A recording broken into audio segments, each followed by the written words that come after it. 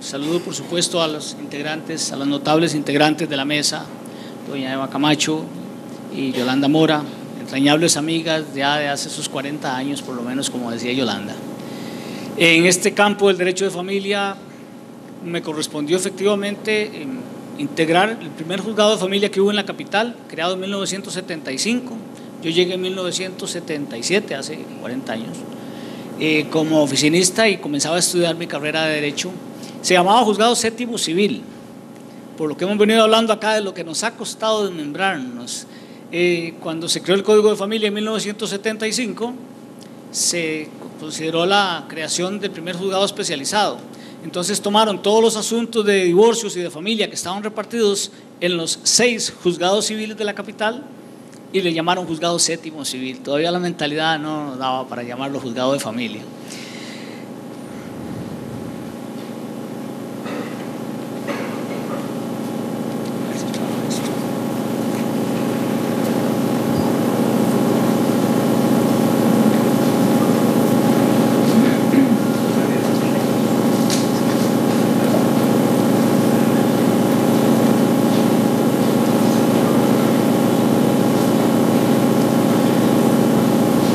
Bien, para referirme a un marco teórico y metodología de este gran proyecto del Código Procesal de Familia en Costa Rica, voy a hacer una muy breve referencia histórica de cómo nació hasta llegar a donde doña Eva luego les va a exponer a ustedes un poco más ya aspectos más del marco teórico, pero que es importantísimo reseñar porque especialmente para las personas de mi país, del mundo, del foro jurídico, he escuchado versiones y nos ha llegado a las sesiones de la comisión y de la junta directiva del colegio, versiones de desconocimiento, en algunos casos casi absoluto, del proceso que hemos vivido. Y entonces la comisión me encargó que como primer encargado de la comisión operativa que hizo nacer este código, diera una breve reseña histórica para que por lo menos los compañeros y compañeras nacionales que no tienen conocimiento se den cuenta de por qué don Ricardo González dijo en la mañana el calificativo de monumental.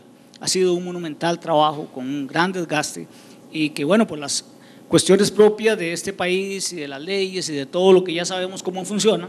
Ahorita me decían algunas compañeras extranjeras que en los países de ellas también en la misma situación o parecido, pero bueno, ahí vamos sacando adelante la tarea. Muchas gracias, Gustavo. Para hablar de la historia de esto, tenemos que referirnos muy brevemente, en 3 minutos, a la agitación y movimiento vivido en las últimas décadas, finales del siglo XX, albores del siglo XXI, en punto a cada una de las disciplinas o de las ramas especializadas del mundo jurídico. Como dijo ayer uno de los conferencistas, al igual que en la medicina y que en otros campos, que en la geología y que en todos los demás campos, nos hemos ido especializando. Pero llegó el momento en que cada una de estas especialidades fue reclamando un espacio también en el mundo del proceso, en el campo de lo procesal. Ya veremos las razones, o más bien se ha estado hablando desde ayer, hoy y mañana de las razones por las cuales tenemos esa visión. Hay una consolidación de la autonomía de las disciplinas jurídicas especializadas, que es el qué. Bueno, cada una de las áreas sintió que ya no tenía conexión con otras áreas. En el cómo, reclamábamos una independencia también en el tema de los procedimientos. ¿Cómo vamos a llegarle al administrado con procedimientos de primera generación, como le llama don Diego a las generaciones de los derechos procesales, que ya algunos de ustedes han escuchado y que hoy escucharán más? ¿Y el para qué? Había que dedicarse a la búsqueda de los mecanismos que nos permitieran llegar a esa justicia y eficacia que se ha estado hablando tanto por acá. Se repitió un fenómeno dado a la mitad del siglo XX, una segunda república con la Constitución de 1949, una economía agrícola, un país que tenía para ese momento 800.000 habitantes, pero comienzan a surgir una serie de cambios merced a una generación de ilustres personas que habían ido a estudiar al extranjero y sobre todo que habían estudiado en la Universidad de Costa Rica, que inició sus funciones como Universidad General en 1942. Desde el siglo pasado teníamos escuela de Derecho y algunos centros de enseñanza superior o parasuperior, pero no una universidad estructurada, sino fue hasta 1942. Cerca de 20 años después, para los años 60, es una primera consolidación de profesionales dados en esta misma Universidad de Costa Rica, más la Escuela Normal Superior que formaba a los maestros, que luego se convirtió en la que es hoy la Universidad Nacional, en la ciudad de Heredia. Dieron una generación que comenzó a ver que hacía falta acomodar la legislación a la Constitución. Se dieron una gran cantidad de leyes, como ustedes pueden ver ahí, incluido el Código de Familia y la famosa separación que se ha mencionado del Código Civil. Se tomó el libro primero del Código Civil y se formularon los cambios que se creyeron en ese momento. La comisión de la Asamblea Legislativa encargada de redactar el Código de Familia recibió el encargo además de hacer un código de proceso para la familia y un código de proceso administrativo o administrativo en materia de familia. Ese fue el encargo que dice don Gerardo Trejos, que en paz descanse y que tanto le debemos en el derecho de familia costarricense, que fue el encargo de la comisión. Pero en 1973 se promulgó la ley y entró en vigencia en inicios de 1975 y a esta hora todavía no tenemos una ley procesal propia, sino la gran dispersión que hemos visto, como en la exposición de hoy con don Ricardo González. Madurada esta etapa, 50 años después, hay un fenómeno de decisión, como se ha venido escuchando aquí. Cada una de las áreas desarrolla sus propios principios fundamentales y se considera que no tenemos o no debemos por qué estar en una normativa general, que necesitamos una normativa específica. Se logra que en los currículos universitarios se incluyan las materias. Fíjense que en la Universidad de Costa Rica durante no sé cuántos decenios el curso de Derecho de Familia tiene un semestre nada más en toda la carrera, en todo el diseño curricular. No es sino hasta hace unos 6 años, tal vez 7, que se incluyó un segundo curso, Derecho de Familia 2, en el que se ve algo más o menos parecido a etapas procesales. Ese ha sido el largo camino que hemos tenido que recorrer. Las especialidades jurídicas entonces reclaman esa autonomía. Se busca la integración y la armonización de normas que desarrollen cada área específica, siempre con el norte de una búsqueda de una sociedad más justa y desarrollada, empujada por la variación del comportamiento colectivo, sin dejar de lado también el cambio obligado por la tecnología, como bien decía el profesor Olivas antes de la hora del almuerzo. El derecho procesal de familia ha sido en Costa Rica una de las últimas áreas que se ha tenido que lanzar a la búsqueda y consolidación de sus íntimas necesidades, de sus valores naturales y con sus propios requerimientos. Ya lo hemos visto aquí, harto visto estos días, ayer y hoy. ¿Cómo nace el código? ¿Cuál es el aporte del grupo de personas que nos hemos lanzado, casi sin paracaídas diría yo, a esto? El propósito inicial con que empezó todo esto fue un código general. Mencionaba don Mauricio Chacón en la mañana que efectivamente él y doña Eva fueron de la parte inicial, que fueron separados de sus cargos para revisar cuáles de las normas del Código General nos iban a servir para la materia de familia. Era un código pensado, venido de unas ideas que habían surgido en Sudamérica, en algunos países de Sudamérica, que habían envuelto un movimiento, una moda, que mejor hacer un código procesal para todas las materias. Bueno, ese fue un intento primero que se hizo acá y se pensó que hubiera una parte que fuera general, a manera de un código universal, y una especificidad para cada una de las áreas, en laboral, en familia, en contencioso administrativo, en libros separados.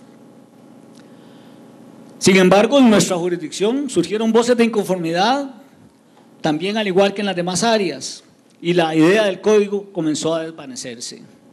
El derecho administrativo, el derecho laboral, el derecho penal sí siempre era una excepción que se mantenía aparte, y comenzamos a reclamar entonces nuestra participación. Jueces integrantes de esta rama jurídica nos organizamos con el propósito de darle forma a lo que se pensó originalmente sería ese libro cuarto.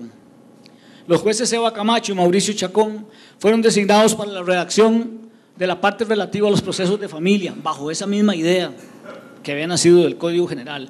Pero cabe hacer una observación y aclaración en relación con lo que expuso don Mauricio esta mañana. Él mencionaba que nosotros pedimos una autorización de separación. Le entendí yo como queriendo dar a entender que podíamos hacer las cosas sin pedir la autorización. No, el Código General ya era un proyecto aprobado por Corte. Para las personas extranjeras, todo lo que tenga que ver con procedimiento, me imagino que en algunos de sus países también, necesita un dictamen de Corte, y la Asamblea Legislativa, para apartarse de los criterios o dictámenes favorables de Corte, necesita mayoría calificada, 2/3 de los votos. Además, institucionalmente, es impensable que un proceso de tipo para procesos judiciales nazca de una fuente que no sea el Poder Judicial.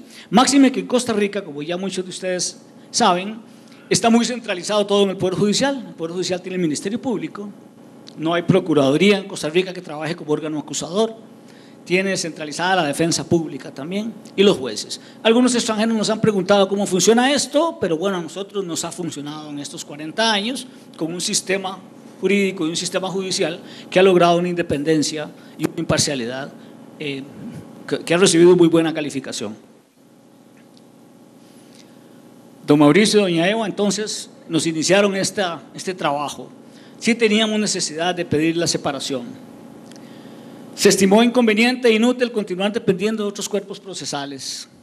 Sería continuar con lo mismo. Hubo una actividad el 23 y 24 de febrero del 2006 en el Hotel Villa Surquí. Don Mauricio decía que yo la denominé la declaración de Surquí, no fui yo, fuimos el conglomerado de jueces que en ese momento nos rebelamos, por decirlo de alguna manera, y le pusimos el texto de declaración del Surquí para apoyar las gestiones ante Corte porque creíamos poco probable la separación. Fue un trabajo de equipo. Había una naciente asociación de juezas y jueces de familia que había tenido como primera presidente a la compañera Araceli Solís, pero no se terminó de consolidar. Cuando se vino este movimiento, aprovechamos, consolidamos la asociación, la inscribimos en el registro de asociaciones y yo fui designado presidente. La sala segunda y su encargada de la Comisión de Familia, la magistrada Julia Varela, que la tuvimos aquí ayer, nos impulsaron muchísimo. Fue así como en sesión de Corte Plena de 2006, del 20 de marzo, doña Julia, quien siempre nos apoyó, tomó la palabra. Las sesiones de Corte Plena en Costa Rica son públicas, salvo que por razones muy calificadas se declaren privadas. Entonces, como ya estábamos organizados los jueces de la jurisdicción de familia y las juezas, decidimos ir y hacer pelota en la sesión de Corte y un poquito de presión para que nos escucharan. Doña Julia dio a conocer sus motivaciones, pidió a Corte Plena no incluir como parte del proyecto lo relativo a la jurisdicción de familia y dio una lista enorme de razones, de las cuales ella apenas, se hacen aquí unos pequeños esbozos. Se autorizó que yo como presidente de la asociación y como integrante del Tribunal de Familia de San José, en ese momento hiciera la exposición ante los magistrados de Corte. Se pidió expresamente entonces que fuéramos separados de cualquier normativa y se iniciara la redacción de un cuerpo procesal propio. Dijimos en ese momento como motivación que necesitábamos procedimientos ágiles y de acuerdo a lo que el usuario necesita. Ya lo hemos visto también bastante en estas jornadas de ayer y de hoy. Costa Rica, sin embargo, fue de las primeras naciones, si no la primera, que llevó a rango constitucional la protección de la familia y las personas más necesitadas. En el artículo 51 al 54 de nuestra Constitución Política se establece el respaldo a la familia, a los niños y a las madres, también a las personas desvalidas.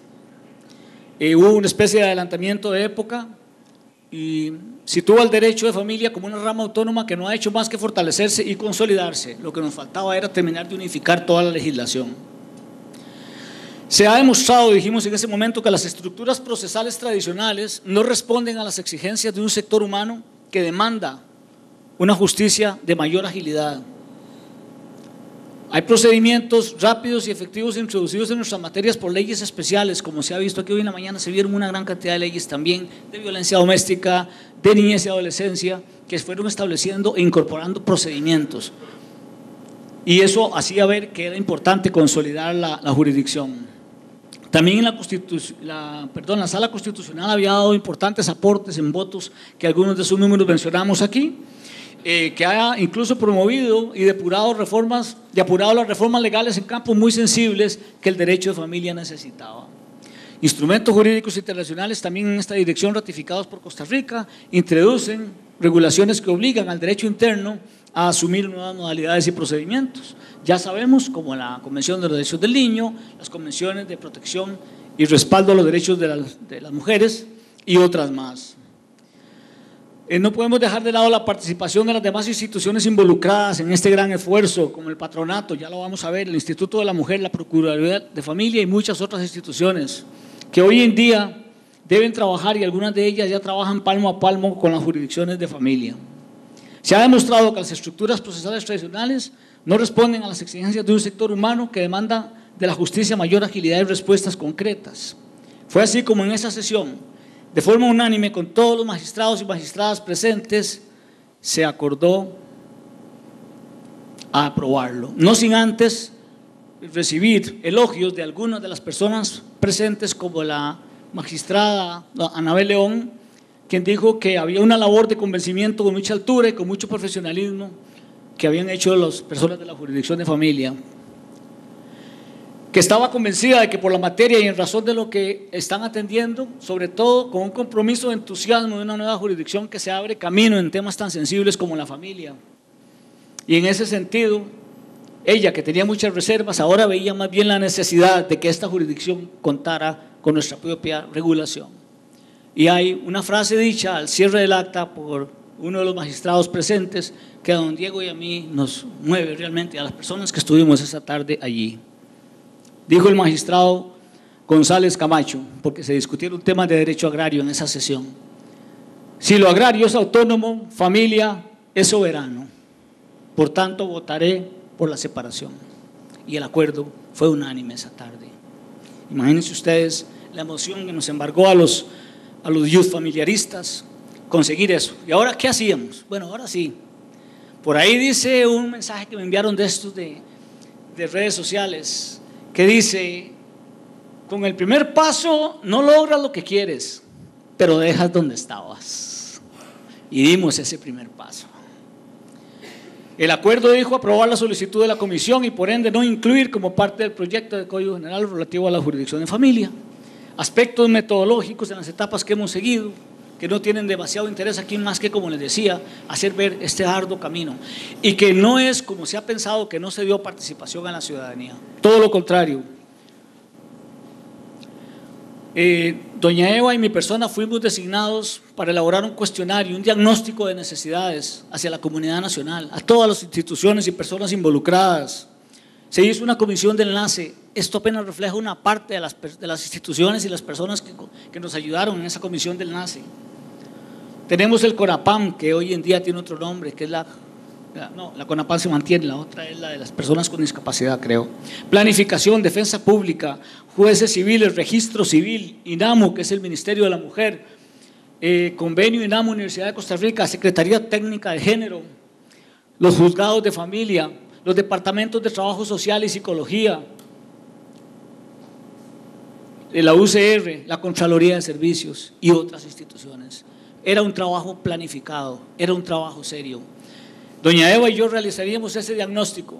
Pongo aquí dos de las integraciones únicamente como ejemplo. No recuerdo si éramos 10, 12, 15 grupos, en donde integrábamos personas de las diferentes entes, llamamos en la comisión de enlace, para que a partir de los diagnósticos que nosotros elaboramos se dieran respuestas de cómo hacer ese marco teórico, qué era lo que queríamos y para dónde queríamos dirigirnos. Algunas preguntas de diagnóstico que les pongo aquí nada más como referencia. Indique según su experiencia cómo implementaría un sistema de oralidad en estas materias, cuáles actos incluiría muy específicos, qué elementos estima necesarios para la conformación de una estructura procesal para una tutela judicial efectiva. Eran preguntas puntuales y concretas. En cuanto a plazos y notificaciones, tal como está ahora regulado, ¿cuáles reformas plantearía?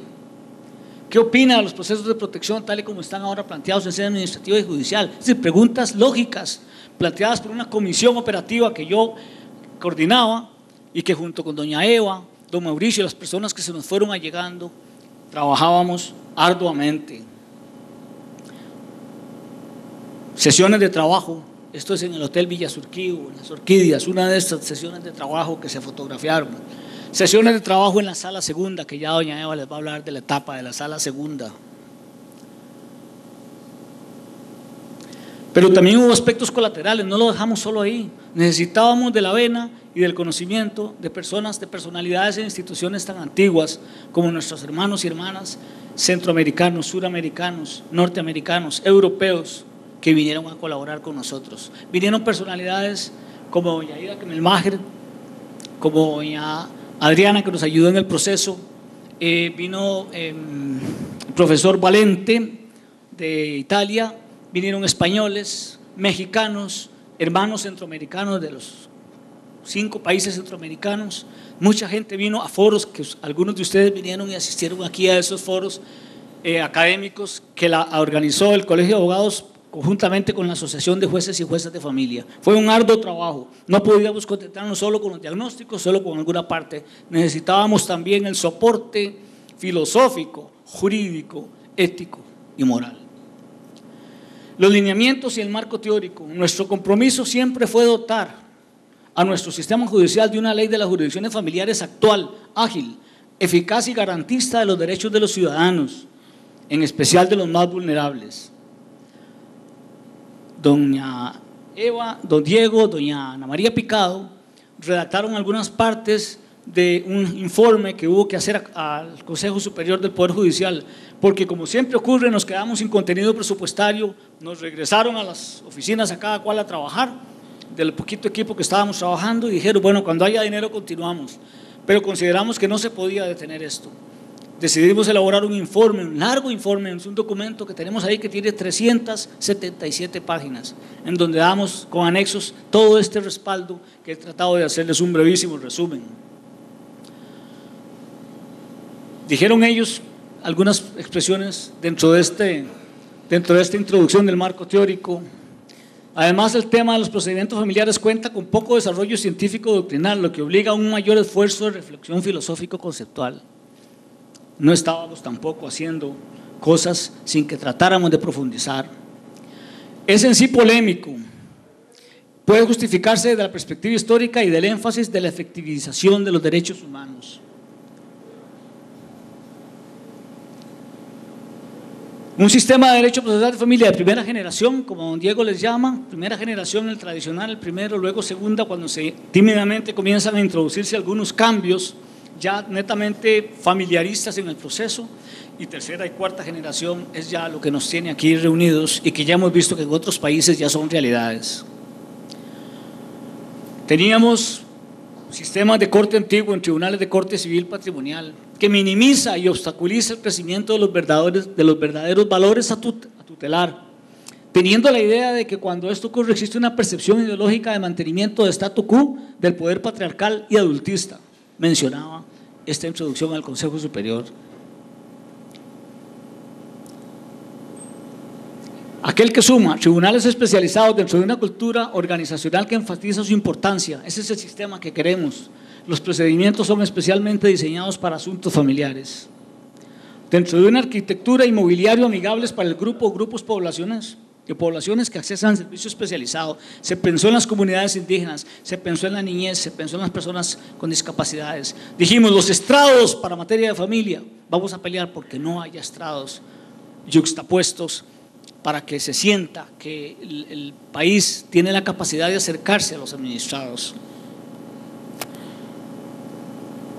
También en el campo académico,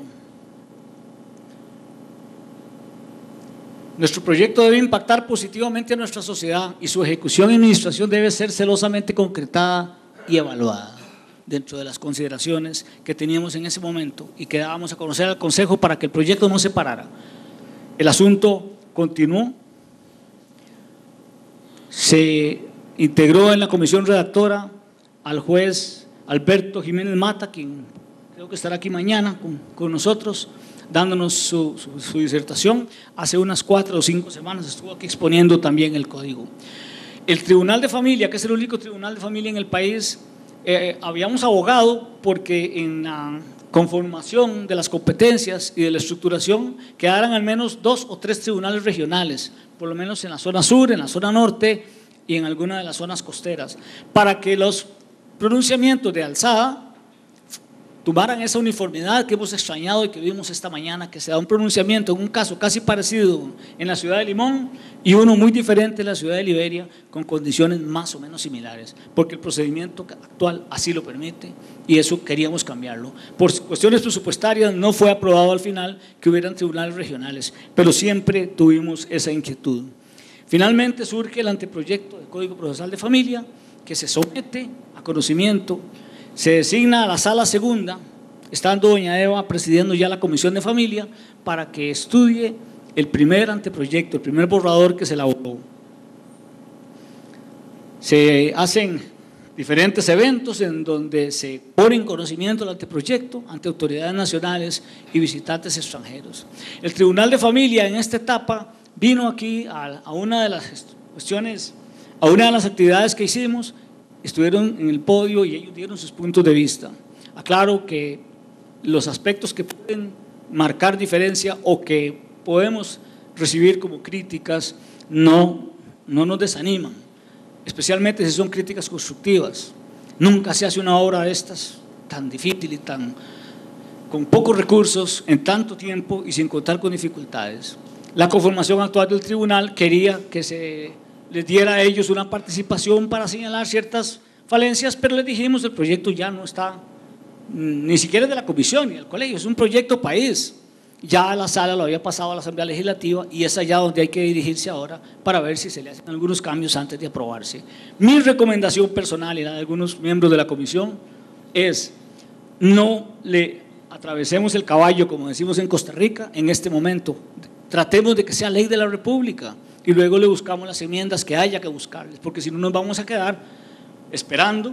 Y vean lo que ha pasado, ahora se vino el problema del déficit fiscal, el presidente anuncia que hay recortes por todos lados y la Corte ha tenido que integrarse a esos recortes y no sabemos qué pueda pasar con lo que resta del proyecto.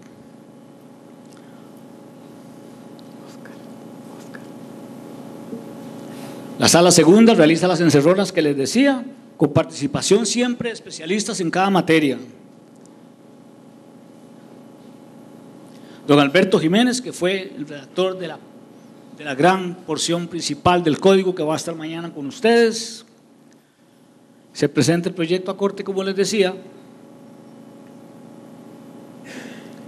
y este es ya el proyecto que entra a la Asamblea Legislativa. Es una ardua historia, imposible de contarla en 15 minutos, pero sí quiero decirles que en la primera ocasión en que la Comisión de Enlace y la Comisión Operativa logró amalgamar estos esbozos y el marco teórico, reunimos a los personeros de los diferentes sectores involucrados en el tercer piso de la Corte. Y al final de la exposición, muchos de los compañeros tiraron una serie de dardos y de lanzas y comenzaron a decir que ese proyecto jamás, que eso era algo que solo en los sueños de nosotros podía existir. Don Diego llegó muy desanimado, lo vi en el sótano del edificio esa noche porque fue una larga sesión, estuve todo el día de presentación del primer trabajo que se hizo y yo, como siempre, le dije: don Diego, ninguno de los grandes maestros, ni de los músicos, ni de los artistas, ni de los que han legado algo a la humanidad han sido apoyados al principio. Johann Strauss, hijo, cuando compuso sus valses, la sociedad vienesa dijo que era una vulgaridad de burdel escuchar esa música. Y los valses no tenían futuro en ese momento. Hay que soñar. Los grandes proyectos, hay que soñarlos. Elaboramos varios videos en donde cada uno de nosotros, de las personas que hemos estado involucradas, hacemos una breve exposición de motivaciones y además esbozamos cómo está estructurado el código para que el colegio lo distribuya entre los agremiados y agremiadas y puedan entonces venir a un foro en donde ya podamos discutir o puedan capacitarse con un poquito de mayor conocimiento, porque es un trabajo extenso. Y yo digo en ese video, es muy probable que yo me muera sin ver este proyecto hecho una realidad, a juzgar por lo que he visto en mi Costa Rica de tantos años, pero no me ha desanimado. No me desanimo, Diego, no nos desanimamos ninguno. Estudiantes, jóvenes, les pasamos a ustedes lo que sigue. Como en una carrera de relevos, no detengan la carrera. Muchas gracias.